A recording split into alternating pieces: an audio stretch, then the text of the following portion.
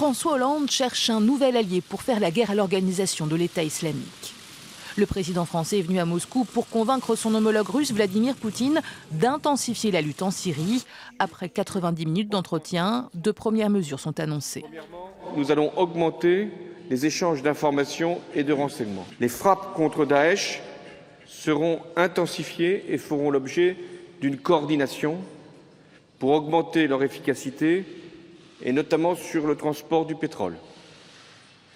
Troisièmement, les forces luttant contre Daesh et les groupes terroristes ne doivent pas être visés par nos actions.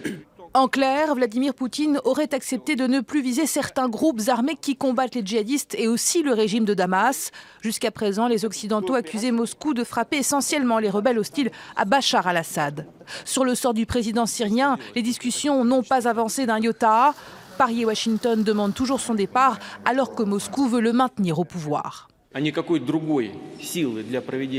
Aucune autre force menant des opérations au sol contre l'organisation de l'État islamique, ni Jabhat el-Nusra, ni d'autres organisations terroristes n'existent en Syrie excepté l'armée gouvernementale. Par conséquent, l'armée du président Bachar el-Assad et lui-même sont nos alliés naturels dans la lutte contre le terrorisme.